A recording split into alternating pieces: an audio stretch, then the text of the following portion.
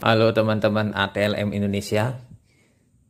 Kali ini kita membahas soal pilihan ganda ATLM, soal-soal latihan berbasis kompetensi di channel ATLM Indonesia. Tidak terasa juga kita sudah masuk ke nomor 29. Sebelumnya 28 kan? Ya, sekarang 29. Materinya uji laboratorium pada hormon pria dan wanita. Jadi hormon pria dan wanita yang kita bahas di materi biokimia klinik. Materi ini linier untuk D3, D4, S1, TLM. Oke, mari kita bahas materinya sebagai berikut. Soal nomor 1. Pada lelaki, hormon FSH berguna untuk titik-titik. Yang A, produksi androgen yang sangat penting oleh sel Leydig. Yang B, mengendalikan sekresi testosteron dan androgen lainnya. Yang C, target kerja pada sel sustentakuler untuk proses spermatogenesis. Yang D, diagnosis tumor yang menghasilkan hormon steroid dan hiperplasia adrenal kongenital. Yang E, untuk melihat penghambatan spermatogenesis dan kejadian impotensi. Jadi jawaban yang benar untuk FSH hormonnya adalah target kerja pada sel sustentakular untuk proses spermatogenesis. Jadi FSH untuk spermatogenesis, proses pembentukan sel sperma. Nah, kita pindah ke soal nomor 2. Nah, ini temannya. Soalnya itu hormon LH, luteinizing hormon, pada pria berguna atau bekerja sebagai titik-titik.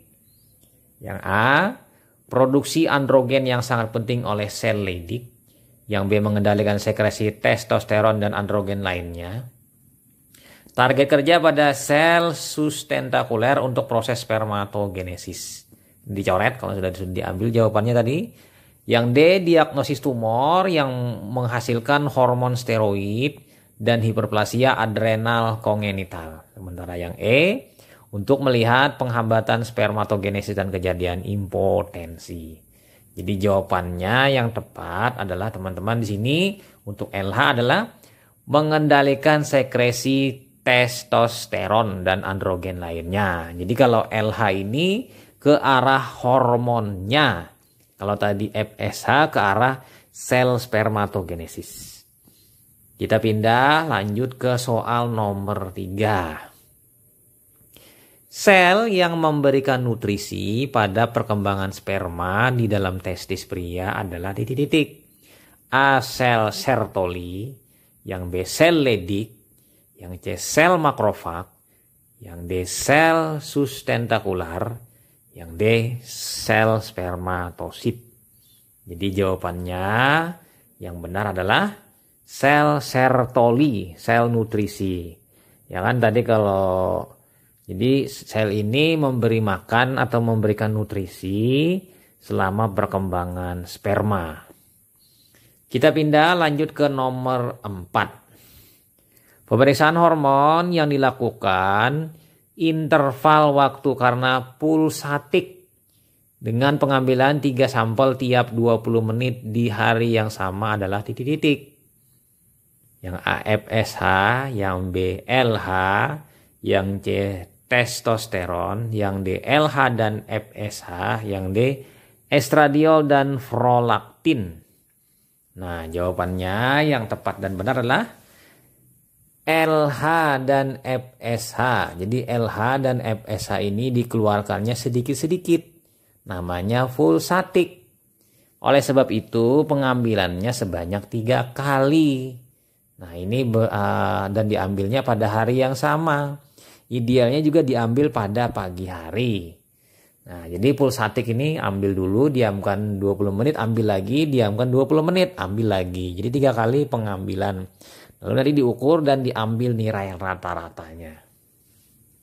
Pindah kita ke lanjut nomor 5. Hal yang perlu diperhatikan dalam pengambilan spesimen untuk pemeriksaan hormon prolaktin pada gangguan gonad pada pria adalah titik-titik. Yang A, pemeriksaan dilakukan secara interval karena pulsatik dikeluarkan tubuh. Sebaiknya dilakukan pada pagi hari dengan hari yang sama. Yang B, kadarnya dipengaruhi perubahan diurnal, peningkatan transien setelah makan terutama protein. Lebih baik diperiksa pada pagi hari. Kemudian yang C, pemeriksaan dengan sampel tunggal, pengambilan spesimen siang hari, kadar puncak malam hari untuk diagnosis tumor gonad. Sementara yang D, kadarnya relatif konstan, meningkat pada beberapa penyakit testikular dan non-testikular, lebih meningkat pada obesitas. Sementara yang E, antikoagulan EDTA memberi pengaruh. Pengambilan tiap 20 menit sebanyak 3 kali pada siang hari. Perlu puasa pasien. Nah, berdasarkan 5 opsi jawaban ini, ya memang sulit dan membingungkan. Tapi karena ini prolaktin, jadi jawabannya yang tepat untuk prolaktin adalah kadarnya dipengaruhi oleh perubahan diurnal. Jadi terjadi peningkatan transien setelah makan terutama protein. Jadi lebih baik diperiksa pada pagi hari. Jadi mirip-mirip nanti dengan pemeriksaan include dengan pemeriksaan gula darah, kolesterol, trigliserida supaya nyaman. Jadi ini seandainya ada pemeriksaan paket ini udah ikutkan saja. Jadi pasien tidak makan jadi puasa karena pengaruh protein. Nah, kita pindah lanjut ke nomor 6. Nah, ini nomor 6. Pemeriksaan gangguan kesuburan pada pria, maka dilakukan pemeriksaan berikut titik-titik. Apa saja? Yang A, analisa sperma, LH, FSH, renin, mikroalbumin. Yang B, LH, FSH, prolaktin, aldosteron, HSCRP. Kemudian yang C, analisa sperma, LH, FSH, prolaktin, testosteron. Yang D, analisa sperma, LH, FSH, prolaktin, progesteron. Atau beta HCG, LH, FSH, renin, prolaktin, progesteron.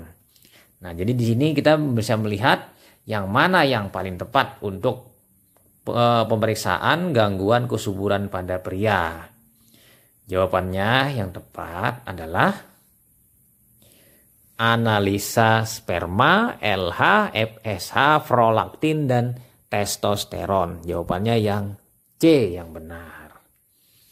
Kita pindah lanjut ke nomor 7. Hormon LH pada wanita berfungsi untuk titik-titik.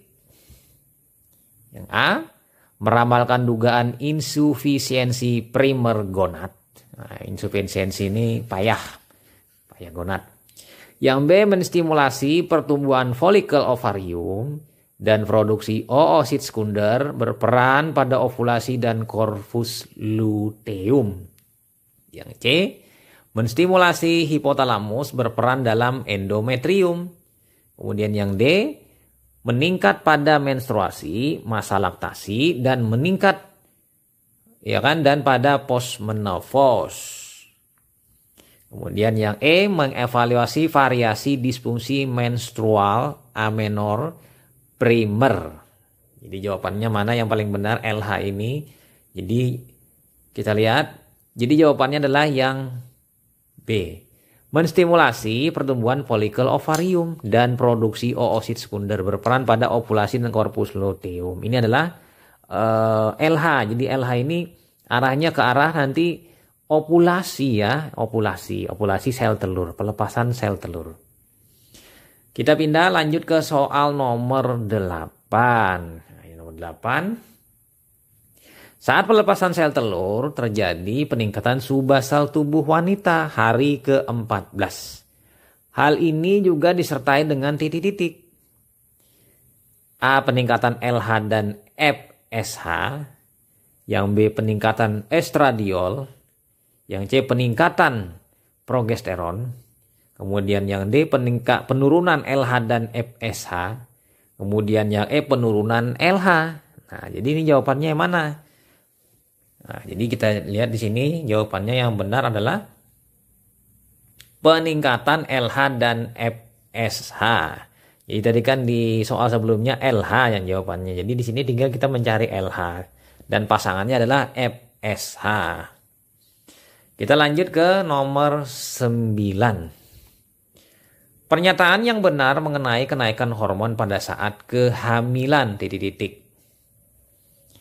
A. HCG menurun tajam pada saat usia kehamilan 12 minggu. Yang B. HCG meningkat tajam, puncaknya pada saat usia kehamilan 12 minggu. Kemudian yang C. Prolaktin menurun secara linier awal hingga akhir kehamilan. Kemudian yang D. Progesteron menurun selama kehamilan hingga akhir kehamilan. Atau yang E, ostradiol meningkat tajam di awal kehamilan. Nah ini naik turun jawabannya. Jadi jawabannya yang tepat adalah nomor 9, HCG menurun tajam saat usia kehamilan 12 bulan. Nah ini salah jadinya. Yang benar adalah HCG meningkat tajam pada usia kehamilan 12 minggu. Nah ini saya salah ngambilnya. Jadi jawabannya yang benar adalah B.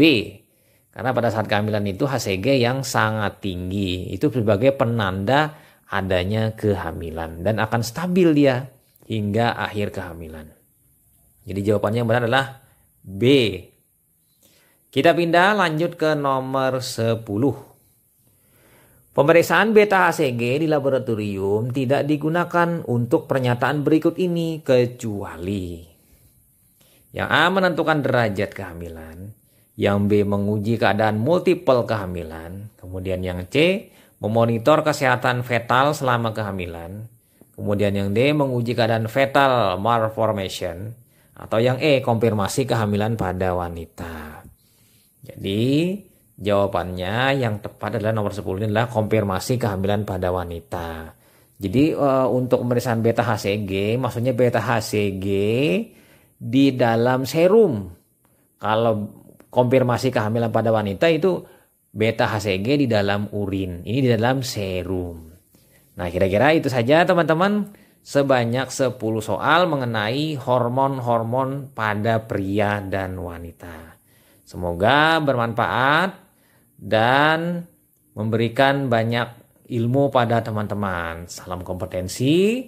Nantikan video-video selanjutnya mengenai soal-soal dan pembahasannya di yang akan datang. Saya Ahmad Le pamit, sampai jumpa. Bye. Next selanjutnya kita bahas nanti tembaga DM sekaligus membahas mengenai materi lain seroplasmin.